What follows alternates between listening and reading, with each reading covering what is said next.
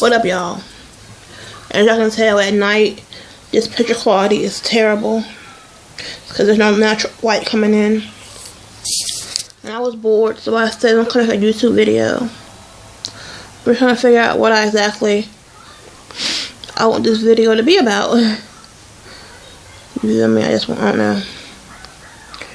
Cause there's nothing to do, so I said I'll come talk to YouTube. I'm sorry, my eyes watering something terrible. I promise y'all I'm not crying. Now I said I might not be crying by the end of this video, seeing as how I have no idea what it's about. But I guess I'll figure it out as I talk. So anyway, I hope y'all are having a good evening, morning, whatever time of day it is where y'all from. Happy Monday, y'all. I hope you have a blessed and prosperous week. So yeah. So I've never really sat down and talked with y'all about my babies. I made a video about how I miss them, but I never really said this is what happened, this happened, and that happened. I'm not going to go into a lot of details because, you know what I'm saying, it's personal. There's only so much I want to put on YouTube. But I want my children to know what I got out of it, I guess. Because one day they might look at this, you know what I'm saying? They might find me on YouTube, or they might look for me on social media or whatever and see these videos. So, I think once a month I'm going to make videos for them. What? What? I'm doing a YouTube video, yes. Why? What do you need?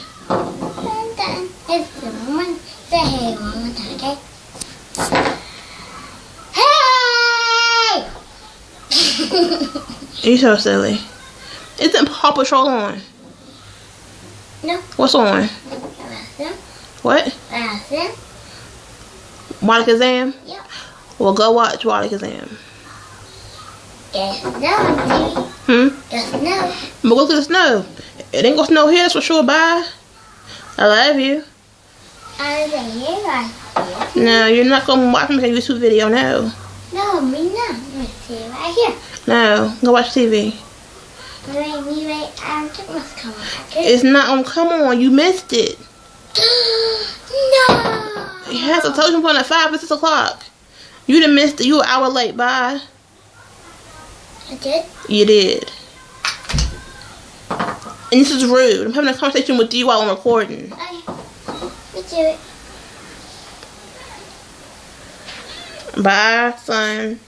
I love you. I love you.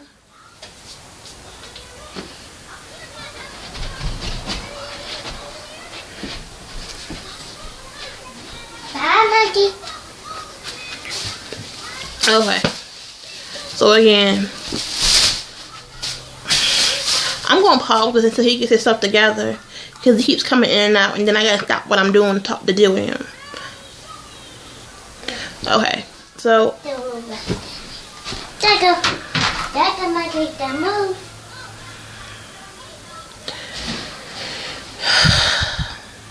the joy of being a parent, y'all. Having a 7-year-old. I never thought I would get to parent him. So it might seem that I'm frustrated, but I'm not. I just feel so blessed. When you give birth to 3 healthy, beautiful babies, and then to have somebody take them from you. I lost my oldest son at 3 months, my daughter at 3 months, then my youngest daughter at 6 months. I never thought I would be able to parent my son. And it's such a blessing every day that I get to see him go to school, and that, that he's here, that I have to do Christmas with him and Thanksgiving with him and his birthday. And anyway, it's overwhelming for me at times. So I don't want y'all think that I'm frustrated with him, because I'm not. I just, there are things about the things that I struggle with when it comes to his brothers and sisters. He's only 7. He doesn't need to know these things yet. But when he's older, and he can understand, I'm going to sit him down and tell him what happened, because he has a right to know. So I was 19, and this is just for my children too. If this video gets no views, I will never take it down, because one day my kids might see this and maybe it'll answer some questions they may have. So, like it, don't like it, please don't come for me with hate in the comment section. I deal with enough of my own issues and my own feelings about this situation and this subject. I don't need y'all's. You don't live with my guilt every day. So please don't come from me like you know me or you know my kids or my situation, because you don't. And I'm just telling you that right now. That's a good way to get cussed out and then get blocked. Because I don't play them games because of my kids. That's a good way to get hurt. I'm just letting you know ahead of time. If you send for me, if you come for me on this subject, no, I'm coming for you. So anyway, I got pregnant with my oldest son at 19. I had him at 20.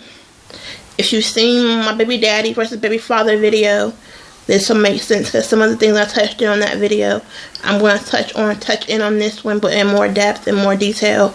I'm not really going to talk about the abuse right now, because I'm going to do a DV video, I think. I'm going to do like DV Tuesday or something. So anyway, I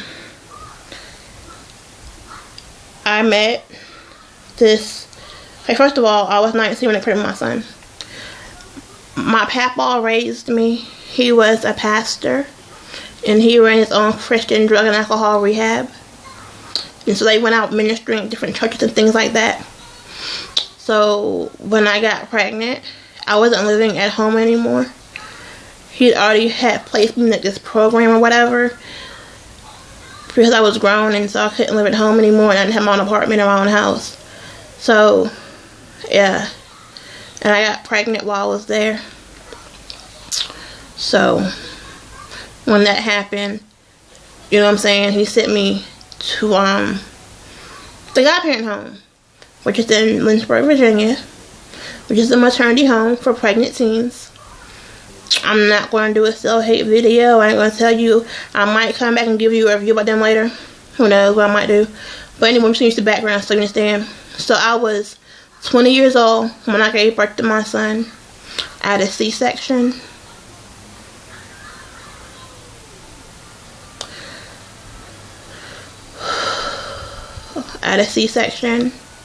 He was born June 22nd, 2004.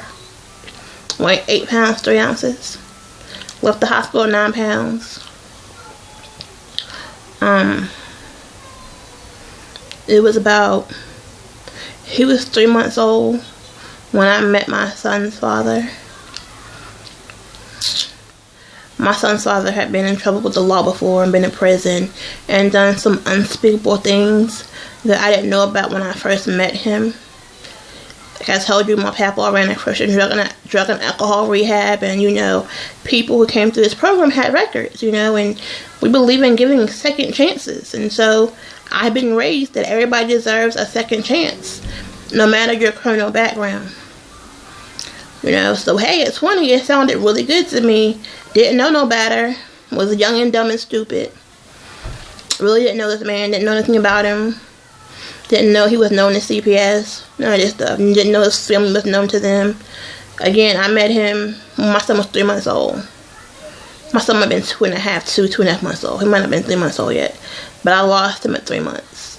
Or before Halloween. And so, yeah.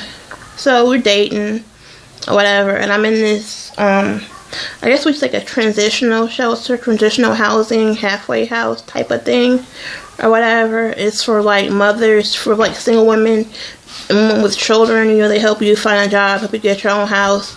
It's a 2-year program, yada yada yada. I won't fill in it because I'd already been raised, my whole life with like strict guidelines and restrictions, and then I went through my pregnancy, living in a maternity home, and I just wanted to take care of my son the way I wanted to take care of my son. I didn't want somebody telling me how to take care of my baby and when to get up and when to eat and I didn't want all that. And I wanted my son to have a father because I felt it was important for him to have a father. because he was a boy. You know, who's going to teach him how to pee? Who's going to tell him, who's going to throw him a football? All that stupid mess. I wish I thought, looking back on it, I could have done all that stuff. But I didn't know that then. You know, at 20, my papa and nanny were married for 50 years.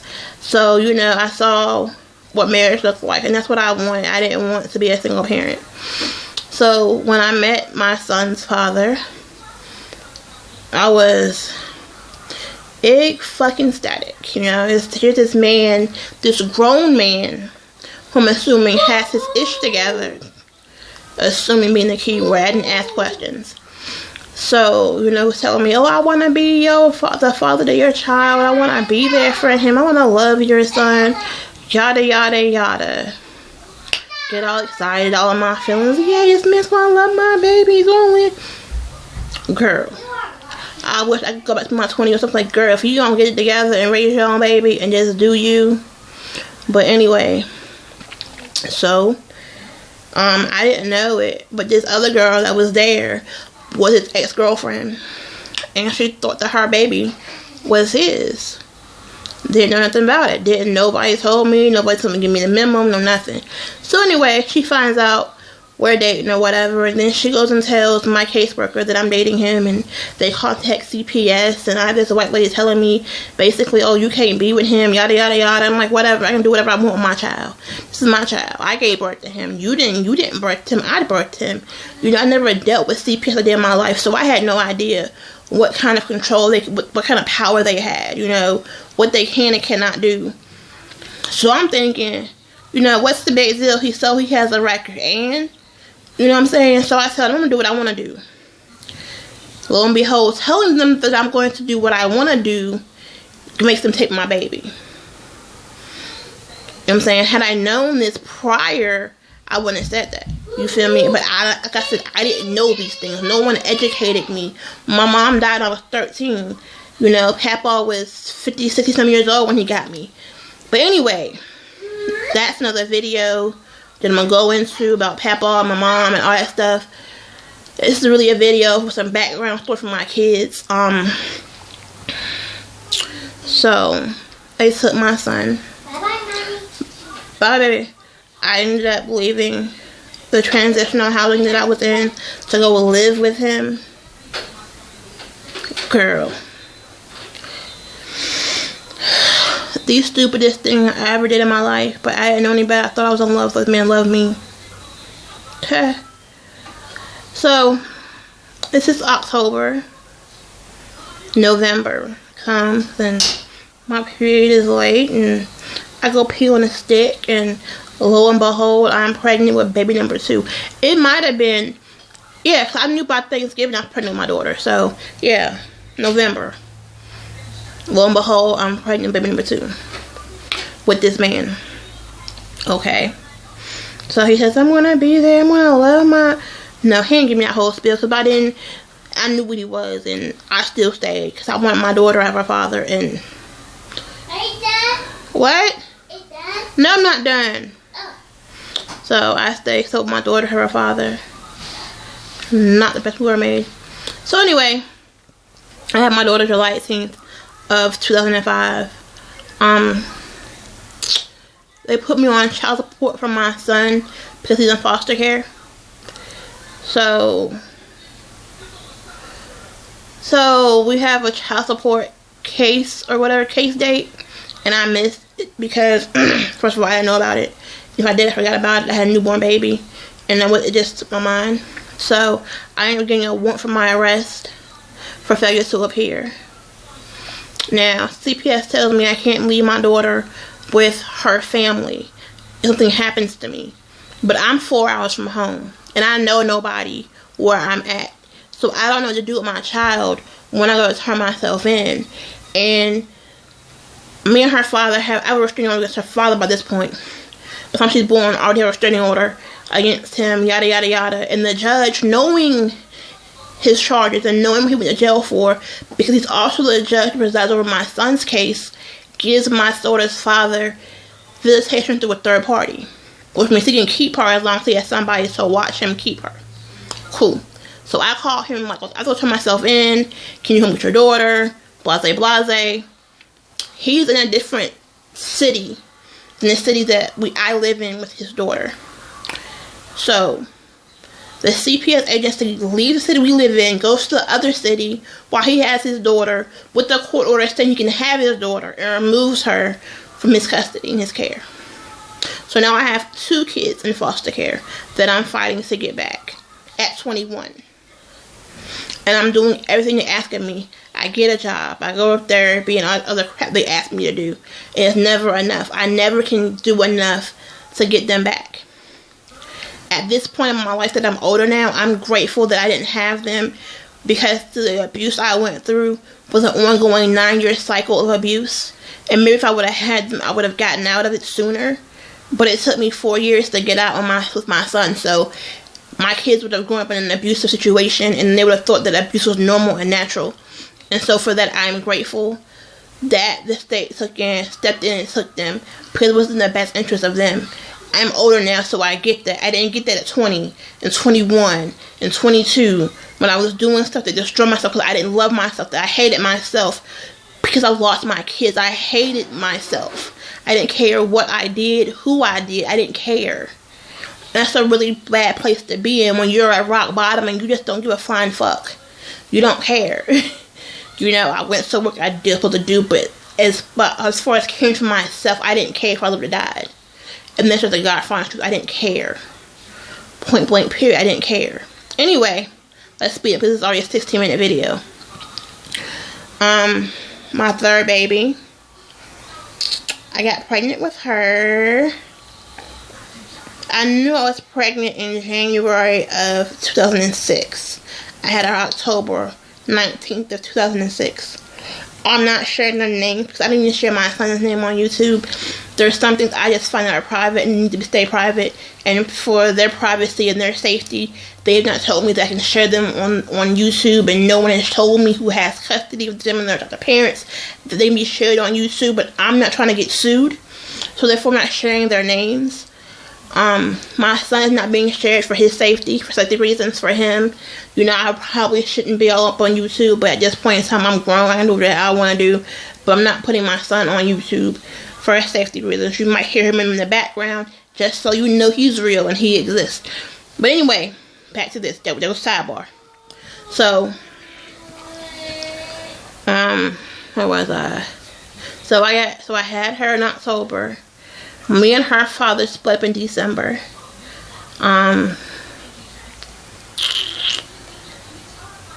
We shared custody of her. We had joint custody of her, or whatever. And I decided I wanted sole custody of my daughter back, or whatever. When we broke up and he finally left my house, he trashed my house. Like, trashed it to the point that there was, like, food everywhere, like, there's food thrown everywhere, ketchup, mustard, open boxes of cereal, just trashed my house. Overturned TVs, broke TVs up, broke up DVD players, just broke everything up in my house, basically, when we broke up. So, I called the police, and I took out charges on him for that, for destruction of personal property, or whatever. And then, like, he would make threats to me when I called check on my daughter and stuff like that, because I gave him, we shared custody, but she resided with him because he didn't live in the city I lived in, and I didn't want my 3rd child, and I didn't want my 3rd child adopted out and in foster care. I didn't want to deal with that. I already dealt with that twice. Sidebar. Luckily for me, the foster lady who had my son, who had adopted my son, decided to go ahead and adopt my daughter. So my oldest son and daughter, are together. And they've been adopted together and raised together, so they know each other. So for that, I feel peace for that. Now, my daughter wasn't with them. Let me get back to this, my story. So, he ends up violating his restraining order and going to jail. When he goes to jail, I go and get my daughter from where she is and bring my daughter with me, because she comes back into my care. For some reason, he can't take care of her. Then I have custody of her. So, we go to court for custody. Once everything bowls over, he gets out. No, he was still in jail. We go to court for custody of our daughter. My daughter is 6 months old, mind you. and he tells the judge that I let somebody do some things to my child, that as a mother, somebody touches your child in the way he said somebody touched her, I would be sitting in jail. We'd have both been in an orange suit, talking to each other. I wouldn't have not been incarcerated had what he said happened to my child happened to my child. I'm gonna leave it at that, but I have learned to forgive him and let it go, because at the end of the day, that's her father. You know what I'm saying? He was mad at me because I left him and wanted to hurt me. That's why I tell you, be careful who you have kids with, because whatever they can do to hurt you, if they can use their children to get at you and hurt you, they will. So,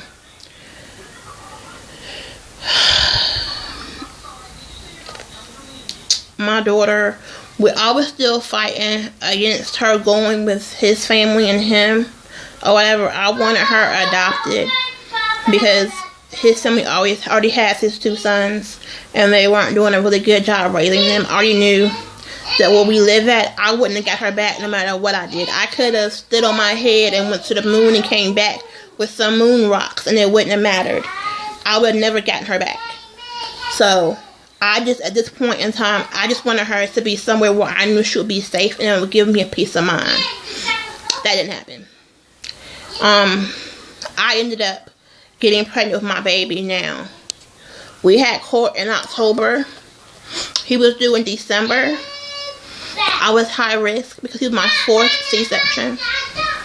So I couldn't leave the state I'm in now to go to another state for a custody hearing. So I told my lawyer, make sure my child doesn't go with them. I don't care where she goes, what happens. I want her adopted. I don't want her in that house. That didn't happen. So my daughter resides with my baby's father and his family. But the good thing about it is she's being raised with her 2 big brothers. So I guess I shouldn't be too mad about it. I'm in the process now that I have finally gotten stable and started putting down some roots and establishing myself, of trying to see if they will allow me to see her. So y'all be praying about that. I'm going to travel there probably sometime this spring or summer to try to see her. So y'all be praying for me about that. And then I'm going to do a video after this one about how I cope and how I deal with the loss of my children. But I just wanted to give y'all a little bit of detail. Almost, baby, almost. You know what I'm saying? Because I know people are nosy. And I'm real. And there's not much I won't share with y'all. You know what I'm saying? Because, like I said, my kids might see this one day. So I'd rather them know how I perceive this and how I feel about it than what everybody tells them or says about me or whatever. But to my 3, to my beautiful, beautiful children, I want you to know that I always love you. That no day goes by and you're not on my mind and in my prayers and in my heart. That I miss you every day. With every fiber of my being, I miss you. But I want you to also know and realize that I was young, dumb, and stupid and made some really stupid mistakes and really stupid choices that I now understand at the age that I'm at. But you might not like it and you might not understand it, but things happen for a reason, and I wasn't in a place to take care of you and protect you the way you need to be taken care of and protected. And I am blessed that you guys got to be kids and enjoy your lives and to be happy and not to have chaos going on around you and not to be in the middle of a whole bunch of mess. And so for that, I'm eternally grateful. I love you. Keep your heads up. Stay positive and stay blessed. Mommy loves you always and forever. Alright, y'all. I'm out. Don't forget, y'all are my survivors.